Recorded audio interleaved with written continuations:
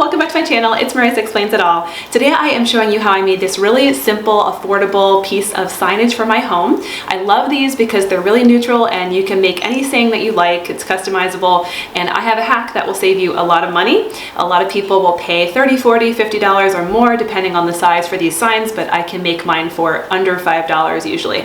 So if you want to find out how I did it, stay tuned and I'll be right back. So I'm starting here with a picture frame that I picked up from the thrift store. That's the best place to buy large signage pieces. You can get them for really cheap instead of buying them new and give them a fresh look. So this is $3.98 from my local thrift store, and sometimes you can even find them cheaper with a coupon. It comes with staples usually on the back and sometimes tape, and so you can use a staple remover or just the blade of your scissors to kind of pry those up. Some of them are pretty thick, but they come up really easily. So take all of your staples out and tape off of the back if there's any tape that is like seaming up the sides. And so once all of those staples are out, you can kind of see what you're working with underneath. And so I flipped it over, and I kind of expected that the back of this picture would be white poster board, but instead it was cardboard. So I was a little bit surprised. And I thought I could maybe peel it up and use the back. And sometimes you can. And it looked like it came away a little bit, but it was really sticking. And I was kind of afraid it was starting to like crease the paper the more I pulled on it, and it wasn't coming very well. So I was already prepared with a Dollar Tree poster board. And so I went with that anyway, just to have a new piece in there. So I went ahead and laid out my mat, so I had an idea of how big it needed to be and cut that to size.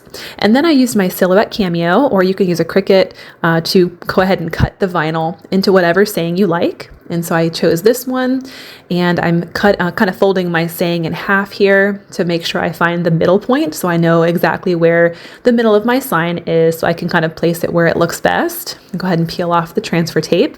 And if you don't have a Cricut or a friend with a Cricut, you can purchase some custom vinyl on Etsy. There are people who will print whatever saying you like and mail it to you. And I'm going to go ahead and just clean the glass. It's probably been a while since these have been cleaned, so give it a fresh wipe, and then layer all of your pieces back together, the mat, even the old picture, the frame, or the picture inside, and then go ahead and put your staples back down. I did this with my hands. You can also use the scissor blades. And I did use tape here just to kind of make sure that it was in place and it wasn't going to shift around, and to kind of cover up some of the staples. And then here she is. Looks really good, very simple, and very comparable to some of the signs that I've seen in the store. And here it looks pretty good on my mantelpiece, all styled. And I think it looks great. It's a very neutral piece that fits well with all of my decor year round, and I can do any saying I like. So as you can see, that's everything, and you can make it say whatever you like. I sometimes will swap this out for seasonal sayings, like Thanksgiving is coming up. I'll sometimes put something on there like let us come and give thanks. We can do ones for Christmas.